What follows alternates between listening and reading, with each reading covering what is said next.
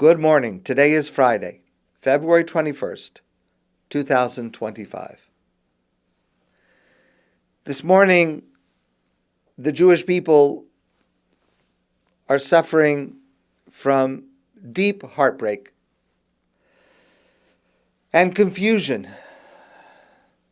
What we know so far about the bodies that were returned yesterday from Gaza, what we know is unclear. There are deep and difficult questions that remain, and much anger and much sadness. I do have some things that I want to say about this, but I've decided to wait until the situation is a bit more clear. And so perhaps on Sunday, but when the situation is a bit more clear, I hope to address that. And this morning, I'd like to discuss a different topic. So this Shabbos is the Shabbos before Rosh Chodesh, and it's called Shabbos Mevarchim, the Shabbos of blessing. And we certainly need a Shabbos of blessing. So Rosh Chodesh is a week from today, Friday, and then the next day, next Shabbos. That's Rosh Chodesh Adar, the beginning of the Jewish month of Adar. And so this Shabbos, the Shabbos before, we say the Birchat HaChodesh, the blessing for the new month. And this has two parts, and I'd like to discuss both of them with you, but I'd like to discuss them out of order of the order that we say them. So we've touched on this before. During the time that the temple was standing, Beis HaMikdash was staying in Jerusalem, the sanctification of the new month, the Kiddush HaChodesh, would be done by the Sanhedrin HaGadol, the great Sanhedrin in Jerusalem, 70 judges, the highest court. And on Rosh Chodesh, on the day of the new month, they would receive witnesses who would testify they saw the new moon in the sky the night before. They would cross-examine them, and once they were found to be truthful witnesses, then the Sanhedrin, the great Sanhedrin, the great court, would pronounce, today is Rosh Chodesh.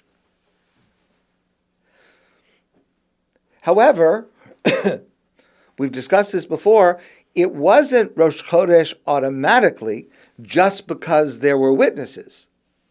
It was only Rosh Chodesh after the witnesses were cross-examined and the judges deliberated, and at that point everyone would stand, and the head of the Sanhedrin, the chief justice, would say the word Mekudash, it is sanctified.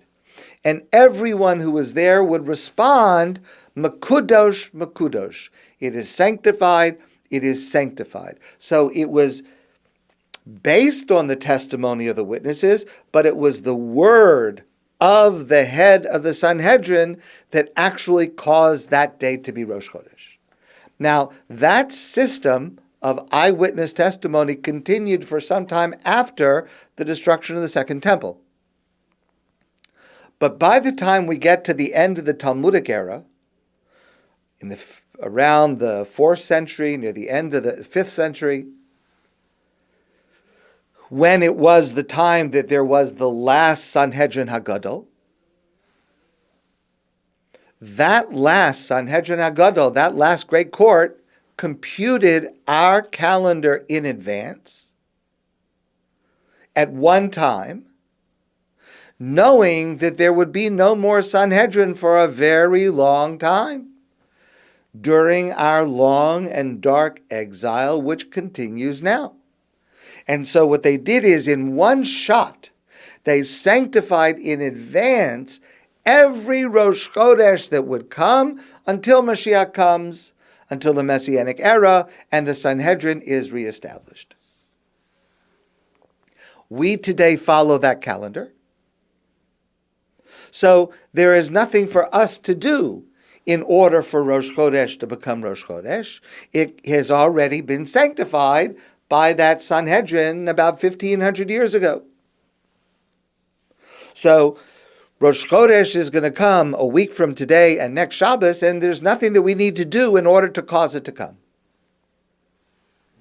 However, on the Shabbos before Rosh Chodesh, when everyone is gathered in shul, we recall what the Sanhedrin would do in order to sanctify the Rosh Chodesh, the new month.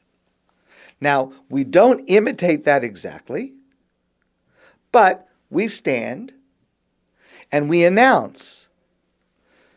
And we announce when Rosh Chodesh will be. And we also announce the Molad. The Molad is the actual beginning of the new lunar cycle. So we announce the Molad, the actual beginning of the new lunar cycle, and then we announce the day, in this case, the days of Rosh Chodesh. So this Shabbos, we will announce that the Molad for the month of Adar is Thursday, this Thursday, around noon. And Rosh Chodesh is next Thursday, a week from today, Friday, and Shabbos. Now, in the past, we discussed how is it that Rosh Chodesh is not on the Molad date. It would appear if the Molad date is Thursday at noon, that ought to be the day of Rosh Chodesh. But the first day of Adar is actually 2 days later on Shabbos.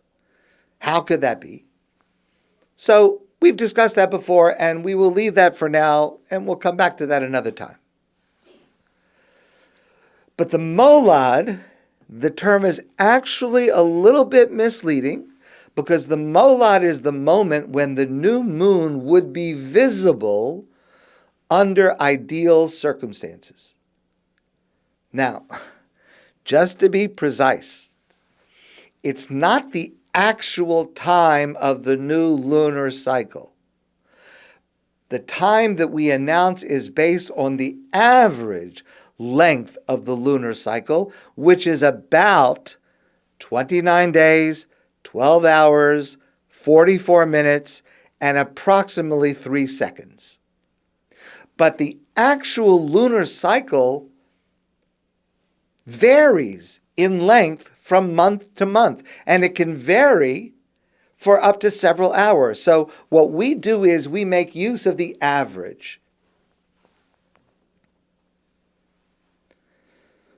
Now, since this announcing on Shabbos this week takes the place of or reminds us of the actual Kiddush HaChodesh, the sanctification by the Sanhedrin HaGadol, the great Sanhedrin that happened in Jerusalem, we want, when we say this on Shabbos in our shul, in every shul, we want to feel a connection to Jerusalem. We want to feel a connection to where this in former times would actually take place. And for that reason, we announce the time of the Molad not in local time.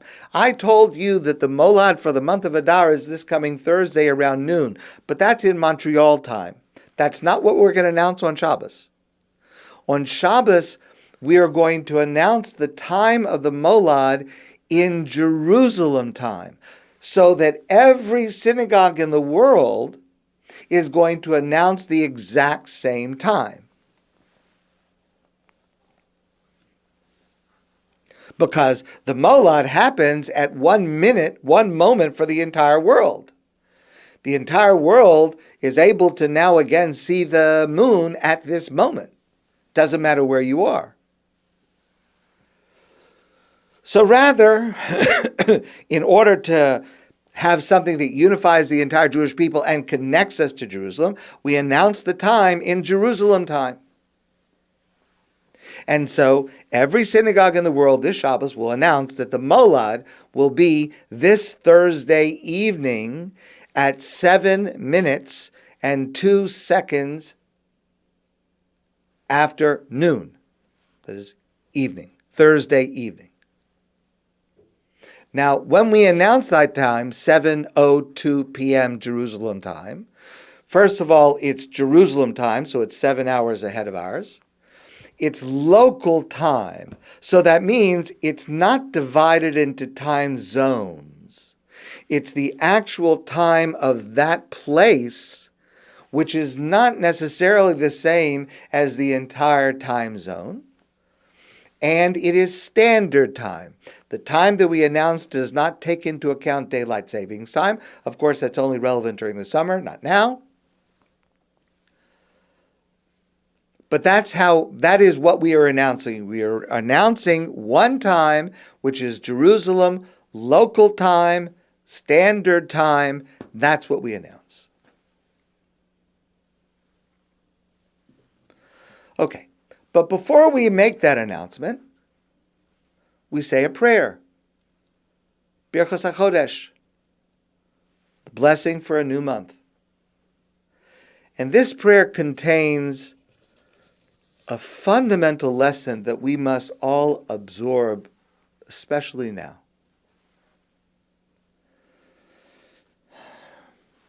One of the most painful experience for a religious person is to pray for something that's really important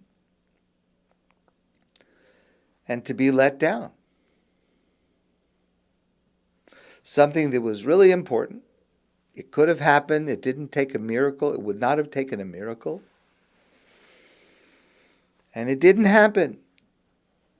And the disappointment can be very, very great. It can be devastating. It is one of the most common reasons that people stop being religious if they have this experience. Because they say to themselves, what's the use of praying if this terrible, terrible thing happened? And I think that many of us feel this today. For the Biba's children, for the others, the hostages, for what happened on October 7th. Because we expect to be able to ask God and for God to fulfill. Now, sometimes that may be true, but as we have discussed before, that is a misunderstanding of the purpose of prayer. The correct attitude is actually included in a prayer that we will say this Shabbos. This Shabbos, the Shabbos before Rosh Chodesh, we call it Shabbos Mevorchim, the Shabbos of blessings. We say the Birchat HaChodesh, the blessing for the new month. So we announce the new month as I described, and we pray for it. We pray for what will happen to us in this new month. And in this prayer, we pray for all sorts of things. We pray that this month should be a month that's good for us and a blessed month for us. And that in this month we should have long life and peace and good and blessing and enough income to support ourselves and shalom, peace. And health, that we should have a month where nothing embarrasses us, a month that we're able to develop our love of God's Torah and a reverence for God. A lot of things that we have to ask for this month. And then the last line. We ask for this month that God should grant us chayim, a life, sheyamale mishalos libenu letova, a life where you, God, fulfill the wishes of our heart for good. What does that mean, letova, for good? We ask you to fulfill the wishes of our heart. We want peace. We want sustenance, we want health. We're listing the things that we want. What does it mean, letova, for good? So let me tell you a story. The story was in the New York Times many years ago, told by Zelda Stern. So Zelda Stern and her husband lived in New York City, and then they moved out of the busy city. They lived in Manhattan, and they moved to the Berkshires.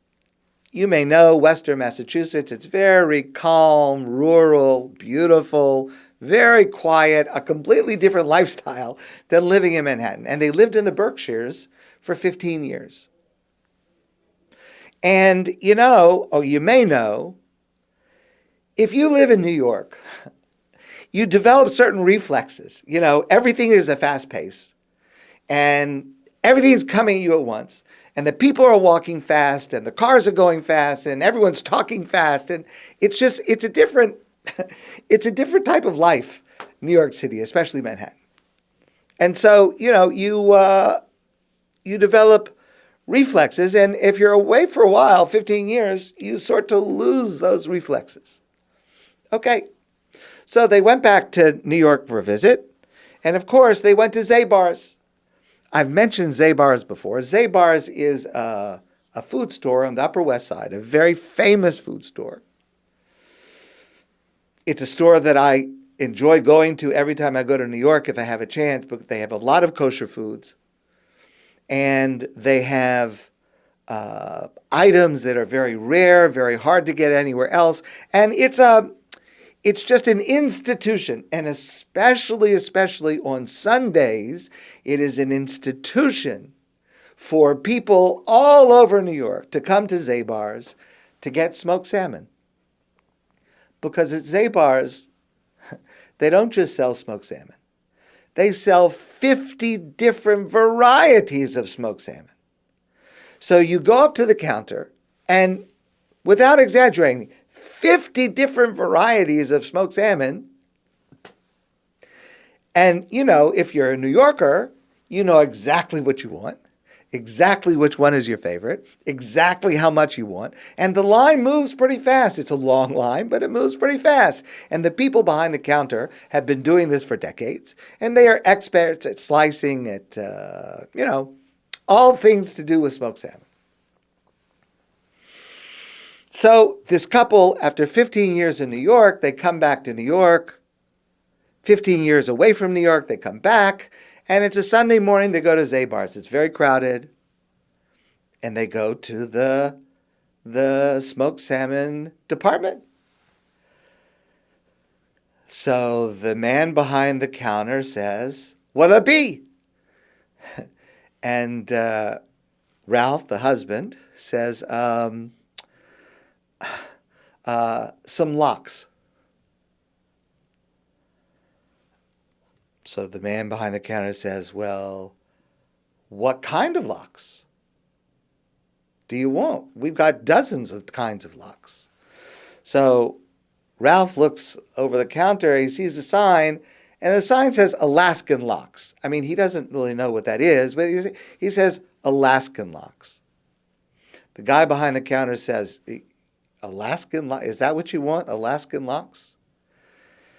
And Ralph says, and now he's starting to lose his confidence. He says, "I think so, but I'm not sure." So the man behind the counter knows who he's dealing with. And he says to him in a very kind, gentle manner, he says to the man, "Tell me, do you like salty?" And Ralph says, "No, I don't like salty." And the man behind the counter looks like he is a lawyer who has just rested his case. And he said, "Then why are you asking for Alaskan? Try this." And he cuts off a small piece of something else. And he says to Ralph, "Do you like that?" And Ralph says, "It's delicious." So the man says, "That's Novi. You want Novi, not lox." And the man behind the counter expertly slices it and packages it and hands it to them. And then he says the following words to Ralph. He says, "Some guys just give you what you ask for. But me, I give you what you want."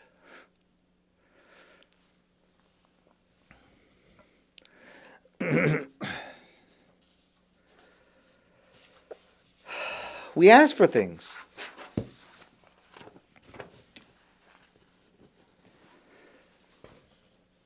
We ask for all sorts of things. But one of the commentators to the Talmud says, why do we say these words, please grant the wishes of our heart, letova, for good? The Rashash, one of the classic commentators to the Talmud, says, Mishum sheyesh davar asher yisdame la'adam shu letovaso. Ube'emes hi l'rasan. Sometimes a person will think, this would be good for me, and I want this. But the truth is, it would not be good for them. It would be bad for them. And so therefore, we ask God to fulfill our wishes if they are really good for us. But if God should decide that that is not what is best for us, then we want God not to fulfill that. And therefore, we have to be very, very careful not to pray so much for specific outcomes, because we don't always know what is going to turn out to be best for us.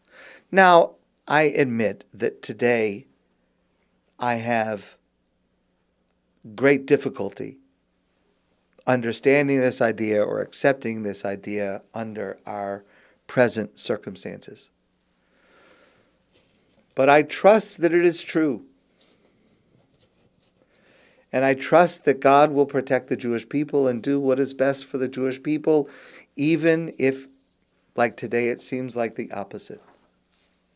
Because here's the truth. Only God knows what is best for us. And for us to think otherwise is pure chutzpah. And that's why our requests are tentative, limited. So if the outcome of the prayer is not guaranteed, what's the purpose of prayer? Well, as we've discussed before, the purpose of prayer is the guarantee that every prayer is heard by God. And then God does what's best for us. Prayer creates the relationship between us and God, the closeness. Through prayer, we see God as one who wants the best for us, even better than we want for ourselves. We don't always know what is best for us, and we don't always see that what is happening is best for us. But we are assured, Sheyimale mishalos libenu letova, that God will fulfill the wishes of our heart for good.